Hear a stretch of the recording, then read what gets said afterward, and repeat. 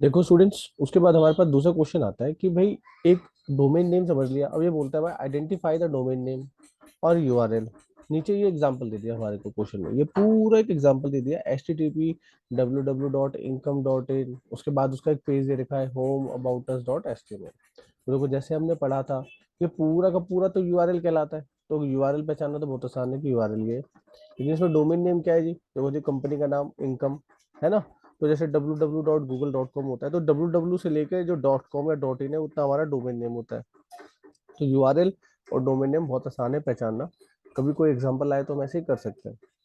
अब देखो next question आता है, बड़ा इंपॉर्टेंट है ये भी, आईपी एड्रेस क्या होता है। ठीक है, तो देखो जी, आईपी की फुल फॉर्म होती है इंटरनेट प्रोटोकॉल, ध्यान रखना। ठीक है, तो कभी फुल फॉर्म में आ जाए तो एक नंबर का सवाल हम वहां से भी कर सकते हैं। उसके बाद अब आईपी एड्रेस की फुल फॉर्म तो समझ ली, इसका काम क्या होता है भाई? देखो जो आईपी एड्रेस होता है ना, ये एक तरह का एक लॉजिकल एड्रेस होता है। जब भी हम कभी हम कंप्यूटर को, देखो यहाँ पे हमारा नेट से कनेक्टेड है, यहाँ पे आप कभी देखो ये नेटवर्क जो है यहाँ पे कनेक्टेड दिखाता है। तो हम किसी भी इंटरनेट से कनेक्टेड होते हैं तो हमारे को एक आईपी एड्रेस मिलता है, राइट। तो अगर हम पूछें आईपी एड्रेस क्या है, तो जी आईपी एड्रेस एक यूनिक आइडेंटिफायर होता है, ठीक है, जितने भी कंप्यूटर या होस्ट या मोबाइल कोई भी हो उसका। ठीक है। अच्छा, अब नेक्स्ट पॉइंट क्या होता है जी, कि आईपी एड्रेस एक लॉजिकल एड्रेस है किसी भी कंप्यूटर का इंटरनेट के ऊपर। अब इसका एक साइज होता है भाई, साइज क्या होता है? 32 बिट। देखो जो कंप्यूटर होता है उसमें सबसे छोटी यूनिट होती है बिट, उससे बड़ा होता है बाइट। ठीक है, तो हमने समझ लिया कि भाई बिट क्या है, हमने समझ लिया कि बाइट क्या है।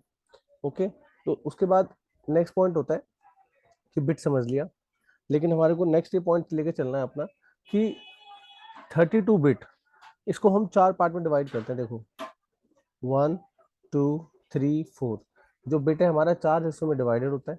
हर किसी जो बिट है उसकी विड्थ होती है 8। ठीक है, 8 × 4। ठीक है जी, तो हमारे पास 8 × 4 टोटल कितना हो गया जी? 32। ओके, सो एक तो ये छोटा सा पॉइंट हमें और ध्यान रखना था कि बिट हमारे पास टोटल चार हिस्सों में डिवाइड करके देते हैं इसको, पहला दूसरा तीसरा चौथा। तो कभी पेपर में अगर हमें पहचानने को बोलेगा कि आईपी एड्रेस को पहचानो, तो जहाँ पे भी चार हिस्से होंगे वो आईपी एड्रेस ही होगा। ओके जी, तो ये एक छोटा सा कंसेप्ट है आईपी एड्रेस के बारे में। तो एक बार वापस से समराइज कर लेते हैं कि होता क्या है। आईपी एड्रेस एक लॉजिकल एड्रेस होता है जो यूनिकली आइडेंटिफाई करता है कभी किसी कंप्यूटर को। अगर किसी कंप्यूटर में आईपी एड्रेस ना हो तो उसमें नेट नहीं चलेगा। दूसरा, इसके अंदर साइज है वो 32 बिट का होता है, और इसके अंदर चार पार्ट होते हैं जैसा कि हम देख पा रहे हैं, 1 2 3 4।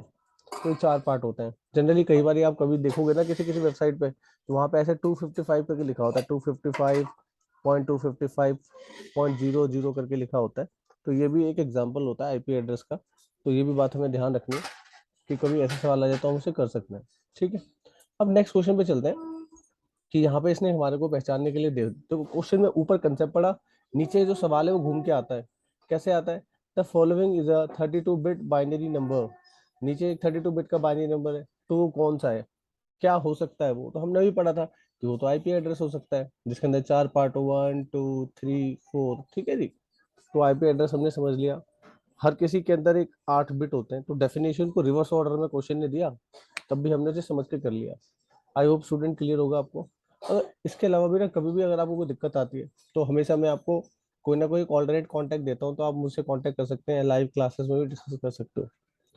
अगला एक और क्वेश्चन जो हमने पहले पढ़ा हुआ है, एक टीचर ने प्रोवाइड किया http://www.xcschool.com default.xps। तो भाई पहचानो इसमें से यूआरएल कौन सा है। तो हम सबको पता है कि पूरे एड्रेस को हम यूआरएल बोलते हैं, और डोमेन नेम क्या होता है जी? वो कंपनी का नाम या स्कूल का नाम xtschool.com। ठीक है स्टूडेंट्स, तो एक तो हमने ये अपना कंसेप्ट और समझ लिया कि कंसेप्ट बेस्ड क्वेश्चंस को हमें कैसे टैकल करना है। बहुत आसान है, ये पीडीएफ में आपको हमेशा शेयर कर दूंगा, तो आप ध्यान रखना। अगला सेक्शन है साइबर क्राइम और साइबर लॉ, बड़ा इंपॉर्टेंट पॉइंट है बेटा, आसान सा क्वेश्चन आता है। देखो साइबर क्राइम का जो क्वेश्चन आएगा ना, वो आपको ज्यादातर एमसीक्यू के फॉर्म में देते हैं। आप यहाँ पे भी क्वेश्चन देख रहे होगे, आपको एमसीक्यू दे रखा है।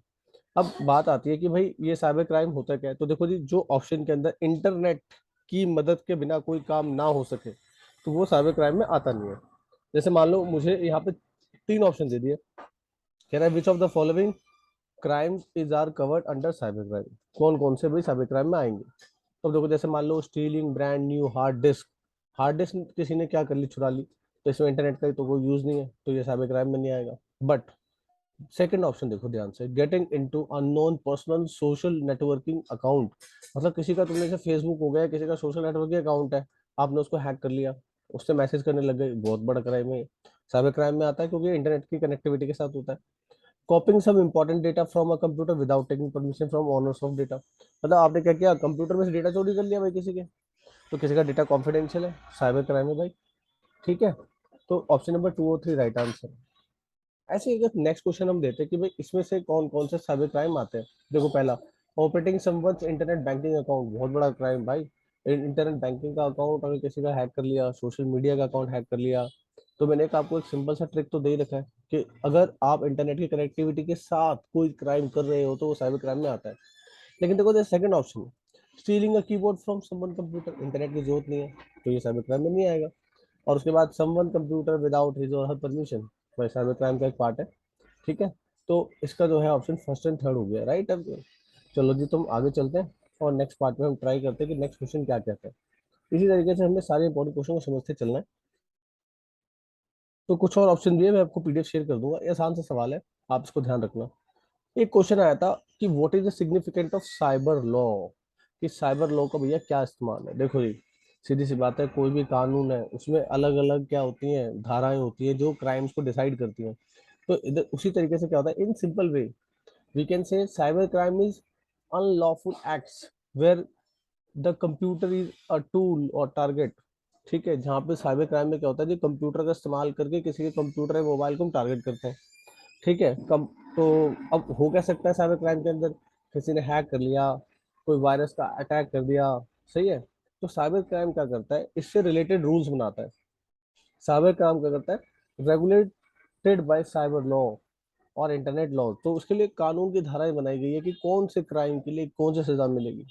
तो एक बार हम समराइज कर लें कि सिग्निफिकेंस ऑफ साइबर लॉ क्या है। तो जी साइबर क्राइम को हैंडल करने के लिए हम साइबर लॉ का इस्तेमाल करते हैं। In this we have different different kind of punishment for different kinds of acts like hacking, virus attack, data theft, किसी का पर्सनल अकाउंट चोरी कर लेना, किसी को किसी की कोई इमेजेस है वो निकालना, उसको धमकी देना। तो ये सब काम जो है वो साइबर क्राइम को कवर करता है और साइबर लॉ उसकी धाराएं डिसाइड करता है। तो ये तो हमारा एक सेक्शन था। उसके बाद अगला सेक्शन हमारा आता है स्टूडेंट स्विचिंग।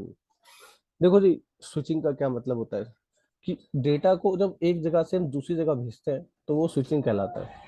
ठीक है, बट इसको भेजने के 3 अलग अलग तरीके होते हैं जो हम एक एक करके पढ़ने वाले हैं। तो उसमें से सबसे पहले 2 तरीके इस क्वेश्चन नंबर 12 में आपको नजर आएंगे। पहले पूछा जा रहा है हमसे कि भाई what is the difference between message switching end packet switching. तो देखो जी, ये 2 तरीके हैं जो पहले हम समझने जा रहे हैं। ठीक है, और एक और तरीका होता है जो आपको अगले क्वेश्चन में देखने को मिलेगा, what is the difference between packet switching and circuit switching. तो मैं आपको बताना चाहूंगा स्टूडेंट्स कि अगर पहला क्वेश्चन बनता है कि कोई आपसे पूछे व्हाट इज स्विचिंग, तो switching is a technique. Okay, switching is a technique to transfer data from one position to another position.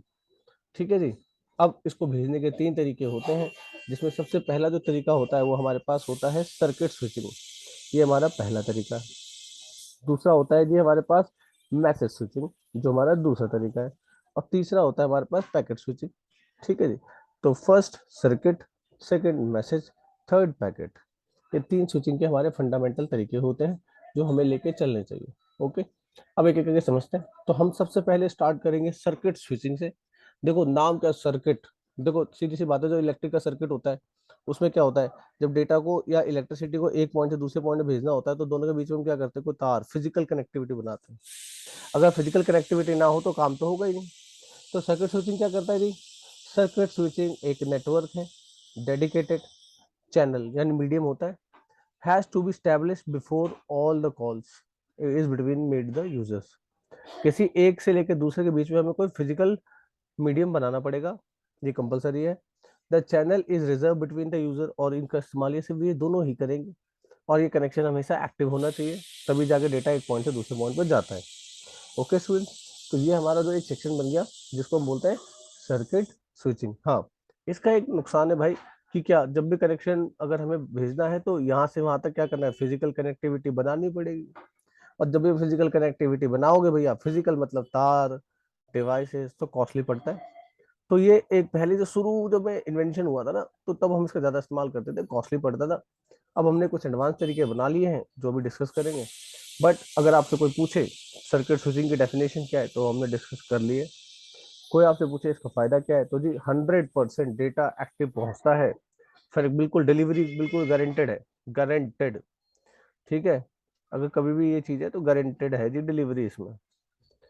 और नुकसान क्या है जी, कॉस्टली पड़ता है, क्योंकि हमें फिजिकल कनेक्शन जो एस्टैब्लिश करना पड़ता है हर जगह पे, जो पॉसिबल नहीं होता। अब नेक्स्ट पॉइंट हमारा क्या बनता है भाई, पैकेट स्विचिंग क्या है। तो सेकंड पॉइंट पे आ गए हम, पैकेट स्विचिंग। तो आपको पता होना चाहिए बच्चों की पैकेट, कभी भी ना हम डेटा को जब एक जगह से दूसरे का भेजते हैं, तो हम उसे छोटे छोटे हिस्सों में तोड़ते हैं, तो वो पैकेट बन जाते हैं। ठीक है, तो पैकेट स्विचिंग क्या करता है, जैसे हम व्हाट्सएप पे अगर किसी को कोई इमेज फॉरवर्ड करते हैं तो क्या होता है, वो हमारे पास आ जाती है। जब तक हम उस इमेज को डाउनलोड ना करें तो हम आगे फॉरवर्ड नहीं कर सकते।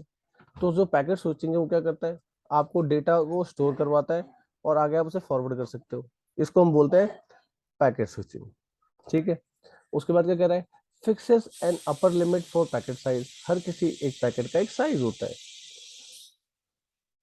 Switching follows store and forward principle. कभी भी आपसे अगर क्वेश्चन में पूछ लिया जाए कि स्टोर एंड फॉरवर्ड क्या होता है, तो आपको पता होना चाहिए, है ना। ओके जी, तो ये चीज का ध्यान रखना है।